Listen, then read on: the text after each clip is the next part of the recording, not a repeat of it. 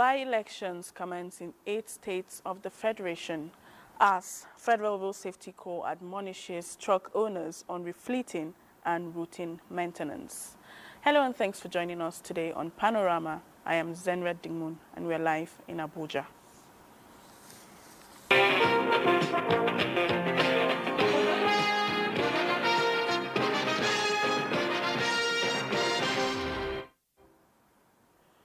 Now, early arrival of voting materials and large turnout of voters characterized the by-election conducted by the Independent National Electoral Commission (INEC) into Remo Federal Constituency in Ogun State. The Remo Federal Constituency by-election in Ogun State actually commenced on time with electoral materials and INEC officials arriving the various polling units at 8 o'clock in the morning and commencing the process of having a smooth election. Something that is very interesting is the fact that electorates troop out with enthusiasm to come and exercise their franchise. They were seen orderly at their various polling booths across the places that I monitored in Shagamu and Ikene local government. We are actually about going to Remo North local government to see what is going on there now. But now everything is smooth, and initially there was a kind of issue with a beavers machine that is not recognizing the people on time, but this problem was actually surmounted in within some minutes. INEC officials are saying probably because of the weather condition at that time, because it was very cool at that time and it's like the rain want to fall at that time. Maybe because that was the reason why the beavers machine was not actually working on time as at then. But within 10-15 minutes, this problem was actually surmounted and everything was going on smoothly. Among the people that came out to exercise their franchise is the state governor, Prince Dapo Abiodun, who also approached the Taosoyin Ward 3, Unit 2 in Iperu to exercise his franchise, and he actually gave a thumb up to INEC for conducting a peaceful and smooth election in a peaceful and smooth by-election in Ogun State. Reports that I'm having across the 3 local governments of Shagamu, Ikene and Remo North is that the process is going on smoothly and electorates actually came out in their numbers to exercise their franchise. And that's it for now. I will keep you posted on further developments. Okay, thank you, Yemi. And Kaduna is also one of the 12 states that the by-elections is taking place, and Haruna Mohammed has an update for us. I am standing at polling unit 19 and where the federal constituency election is taking place. And the election materials arrive here across the Kaduna State as early as possible. And election is currently going on. And here at this polling unit, the election is also taking place as well as security operatives are on ground to ensure that they have a speech-free elections across these local governments where the by-election is going to be taking place. Also from Zaria, where we have some of our correspondents standing there, they also informed me that the election is actually taking place in a peaceful and atmosphere where everyone is free to exercise his franchise. The election material also arrived at the scene as early as possible, and also the voters are turning off one after the other to also come and cast their ballots. Okay, thank you, Haruna. We'll bring you more updates as they come in, but for now, let's join our Sokoto Network Center for the continuation of Panorama.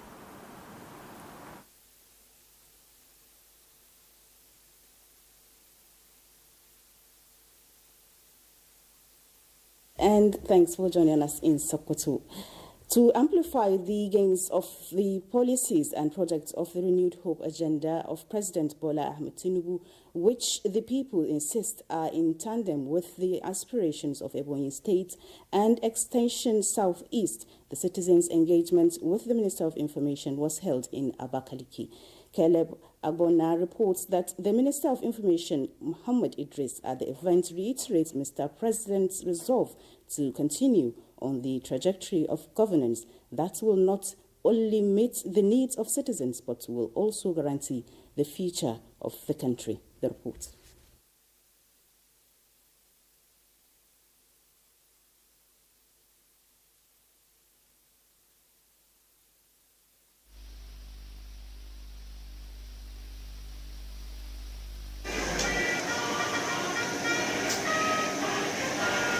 These are members of the ECOWAS Parliament converge on Abuja for the continued growth and effectiveness of parliamentary institutions in the region.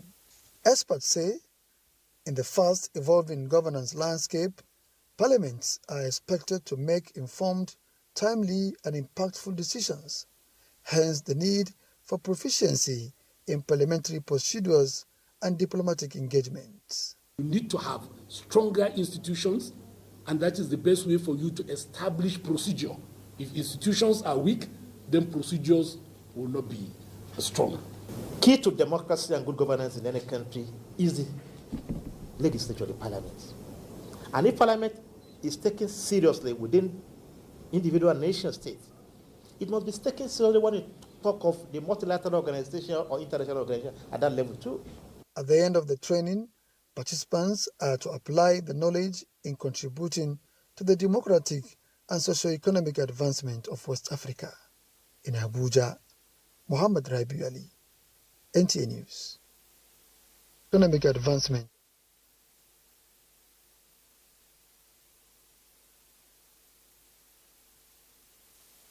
Concern over a Canadian federal court ruling designating certain Nigerian political parties as terrorist organizations. A statement by the Minister of Foreign Affairs spokesperson Kemebi Ebenfa explains that the designation followed an asylum case review of one Nigerian Clement Douglas Ehareva, who arrived in Canada in 2017 while assessing his refugee claim under the Immigration and Refugee Protection Act. The court made sweeping statements applying the terrorist designation to Nigeria's political parties.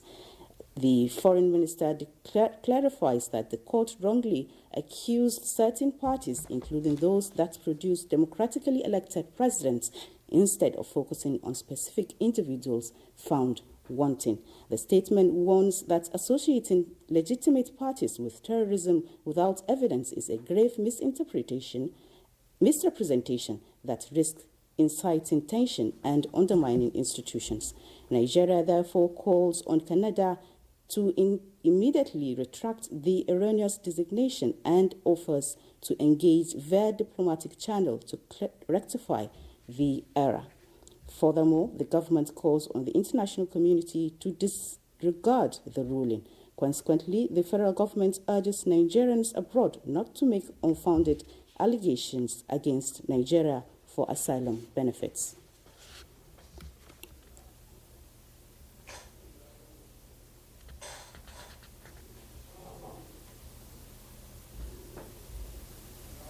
The Inspector General of Police, Kayode Egbetokun, orders a comprehensive institutional review of the 128-page Amnesty International report titled Decade of Immunity, Attacks and Unlawful Killing in Southeast Nigeria.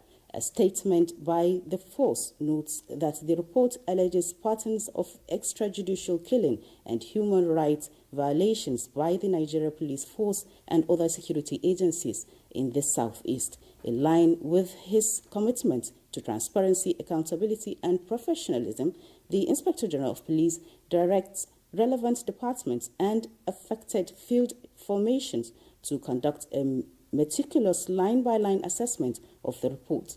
This review involves cross-checking the allegations against operational records, field intelligence and command and tactical units in the Southeast. While affirming the force's commitment to upholding citizens' rights, the Inspector General of Police also notes that previous Amnesty International reports have at times contained inaccuracies and sweeping generalization. He assured that the ongoing review will be evidence-driven with a detailed response to follow, reflecting the Nigerian Police Force dedication to fact, institutional integrity and constructive engagement.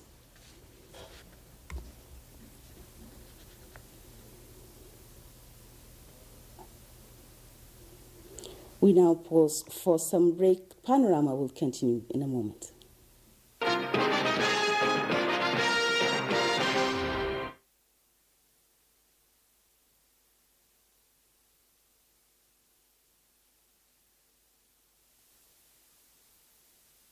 Welcome back and thanks for staying with us. The rainy season brings the risk of flooding with overflowing rivers and blocked drains posing serious threats to lives and properties.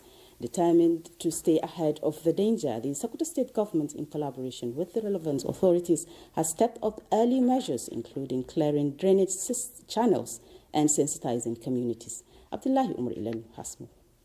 As the rains intensify this season, the risk of flooding remains a serious concern for communities across Sokoto State. The Sokoto and Rima rivers, which sustain farming and fishing, can also pose a serious threat when heavy downpours force them over their banks. Past experience shows that blocked drains, poor waste disposal, and unplanned buildings near waterways often make the situation worse. This year, authorities are taking a more proactive approach, clearing drainage channels, sensitizing residents, and placing emergency teams on standby before the peak of the rains. Relief materials and rescue equipment are already positioned in strategic locations to allow for quick response if flooding occurs. Experts stress that long-term solutions are just as important: improved land use planning, flood-resistant crops, and stronger river banks to withstand seasonal overflows. If there is a settlement which is very close to river banks and the rest of it, then you expect, if there is torrential rainfall,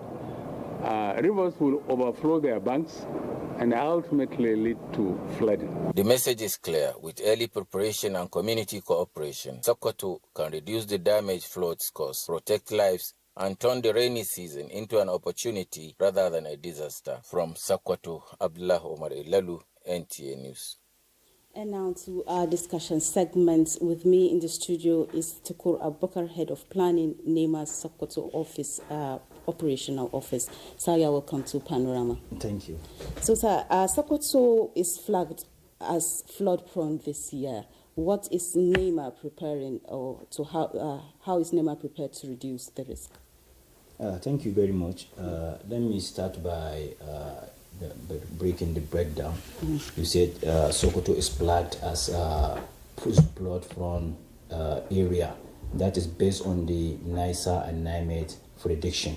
You know, NISA is an agency that is saddled with the responsibility of predicting floods every year. So even this year, they predicted number of states that will be affected, and Sokoto is included. So if you look at it, the prediction is normally in three segments. Normally we have those that are predicted to be flooded within the months of April, May, June. Then there are some that will be predicted to be flooded within the month of July, August, September. Then the last one is October, November. So based on these predictions, if you look at it, Sokoto is also part of it.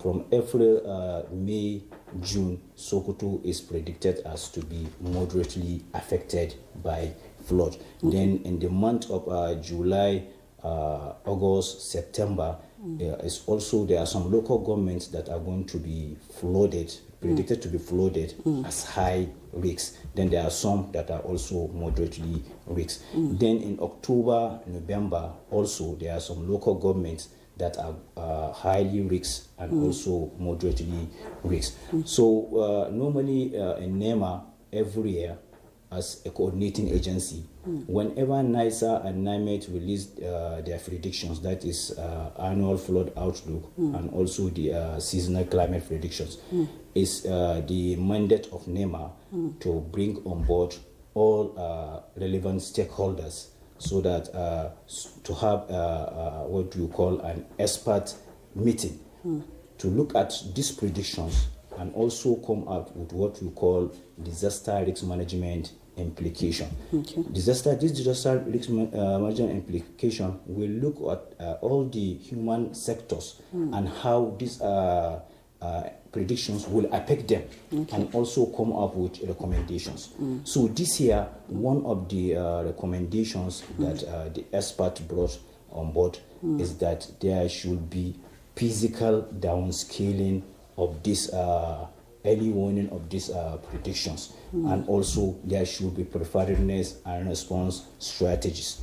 So is the mandate of NEMA after these outcomes then NEMA will write to all the states in the federation, including the FCT, to the state government that this is what is predicted and we think this is what the state should do. Then apart from those letters, also NEMA send teams to each and every state to downscale these recommendations. So if you don't mind me asking, what is this physical downscaling you're talking about? That's what I want to explain now. Okay. When you say physical downscaling, now after the experts have sat down and come out with recommendation based on the implications, now when you come to downscale it, you are telling the state the role that state should play, the role that the local government level should play, and also the community, what they are expected to play in abating these incidences. So that is what we call the physical downscaling. So NEMA has done that in all the states, including Sokoto here. And also, apart from the downscaling, we also embark on sensitization campaigns at the grassroots levels. You know, these disasters normally happens at the grassroots levels. So it's good you sensitize them, let them know the risks around them. Let them know how to also prevent or mitigate these risks. So we back on so many sensitization campaigns in the state with collaboration with SEMA and all the relevant stakeholders in Sokoto State. So this is what we have done in Sokoto State so far. Okay, so how is NEMA helping residents stay safe apart from these meetings and awareness? When you say helping residents, for you to help a local person is the best thing. Let him know the risks around him. Okay. By sensitizing him, you are telling him, okay, you are staying in a lowland area or a flood-plain area, so you are vulnerable to flooding, do this, do that. So at times we tell them, try to find a high ground so that in case if it floods, you move to a high ground. That is what we have a program we call community-based early warning system. We used to go to communities, we train them on this community-based early warning system on how to be resilient in such a way that they can cope with disasters before even outside intervention. So we used to train them on this community-based early warning system so that they own the program themselves. You know, at times these locals, when you come with a program, if they are not owning it, they will not feel as if it is their own program. So we let them know, it's their own program, they should own it. So you will see that they will be very happy to accept the program. Yeah. So what lessons can we take from the past floods? How can we apply and protect our homes and farmlands with our infrastructure for this year? Well, based on last year's flood, a lot of lessons were learned. One of the key lessons we observe is that the locals, they don't know that response starts from them. Response does not start from the federal or state. And they don't know that in responding to disaster or disaster management itself is categorized into three phases. We have the federal, the state, and the local government. So when a disaster strikes, it's the responsibility of what we call local emergency management committee at the local government level. Because the act that established NEMA also mandated states, each state to form what we call State Emergency Management Agency. Yes. And also the act that formed the SEMA also mandated them to make sure that each local government have what we call Local Emergency Management Committee. So the first line of action is the Local Emergency Management Committee. It's only when it is beyond their capacity, that is when they will invite SEMA. And also when SEMA intervene and realize that it is beyond their own capacity, they will also call for NEMA. That is when it has become a national incident. Then NEMA will intervene. So we let the locals know that this is how we operate, and it is going to help a lot in the long run. Okay. Sure. So what are some of the challenges you face while carrying out your responsibility? Most of the, you see, like now, if I can give you an example, in Kebbi State, we have what we call a company village in Argungu. They were flooded last 2 years, and the best thing is for them is to relocate from that place. So the state government, in collaboration with NEMA, gave them a space to relocate. NEMA even donated building materials for them to relocate to the higher ground, but they refused to relocate. But when last year's rainfall falls again, the village still got flooded. So they realized that the best thing for them is to relocate from that place. That is why now they are trying to relocate, but initially they don't want to relocate. So this is one of the major challenges we face, relocating people from a flood front zone. Maybe some will say their grandparents' graves are there, they don't want to leave their farms. So this is one of the challenges we face. Thank you very much, sir, for coming on Panorama this afternoon. All right. That was our discussion with Tukur Abubakar, head of planning, NEMA Sokoto Operation Office. And back to our news. To amplify the gains of the policies and projects of the renewed hope agenda of President Ahmed Bola Tinubu, which people insist are in tandem with the aspirations of Ebonyi State and Extension Southeast, the citizens' engagement with the Minister of Information was held in Abakaliki.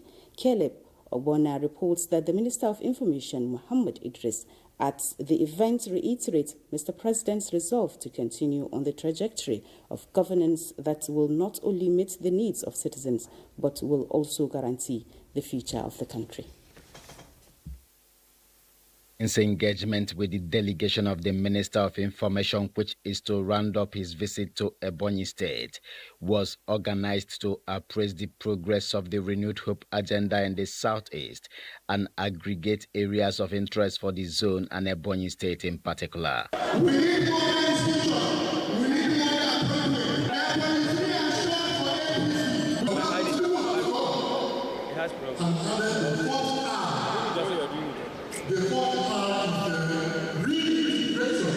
Leveraging the support disposition of Mr. President to state governments, Governor Francis Nwifuru implored the federal government to aid his efforts in reviving Nigeria's first cement factory situated at Nkalego, Ebonyi State. We took a decision, very bold decision, to the president on support of Mr. President. I am doing so many things. The minister emphasizes that the vision behind Mr. President's progressive synergy with state governments despite party affiliations is embedded in governance of inclusivity and prosperity of all zones. We are on the right trajectory. When there was water, when they're looking whether you are coming in better or you not better, they don't talk say waiting for the water may be now for Nigeria. They cannot say that we used to have, that the Abakaliki rice that we used to do and economy will ensure that all that will come in so that our people can get what we do and our economy will grow. The minister's entourage comprised top government functionaries, including the directors general of different media organizations in Nigeria. Caleb Obona, NTA News.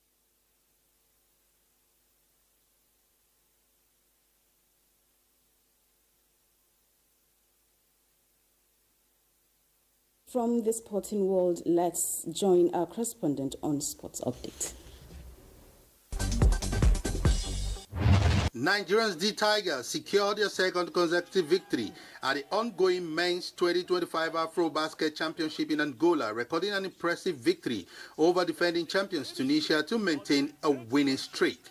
D Tigers overpowered Tunisia 87-66 in their second group game in Angola, with George Okogie delivering a clutch performance for Nigeria, making an impressive 33 points to inspire Nigeria to a blowout win.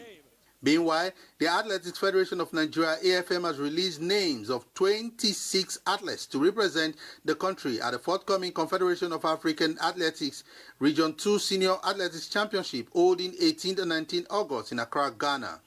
Nigeria will compete in 20 events at the University of Ghana Sport Complex in Legon, Accra, under the technical guidance of the Technical Director Gabriel Okon and National Head Coach Solomon Aliyu. The team is expected to depart Lagos Saturday for Accra ahead of the championship. To football, President of the Nigerian Football Federation NFF, Alhaji Ibrahim Gusau, has reiterated that there will be no change to the kickoff date of the 2025-2026 Nigerian Premier Football League NPFL season, which is scheduled to begin on August 22. The NFF president praised the NPFL board for amplifying the league's profile to international community and for their commitment to adopting global best practices while urging stakeholders to maintain their support for the league. And finally, to football, Liverpool struck twice late on as they opened the defense of the Premier League title with a dramatic 4-2 victory over Bournemouth on Friday. Meanwhile, 5 matches will be decided Saturday as Aston Villa will open their campaign against Newcastle. Fulham go away to Brighton, Sunderland welcome West Ham, and Tottenham take on Burnley. The final game for Saturday will see Pep Guardiola's Manchester City travel to Molineux Stadium as they take on Wolves. In Abuja, Oche Ngbedi, NTA News. Wrap it all up on Panorama from Sokoto Network Center. Good afternoon.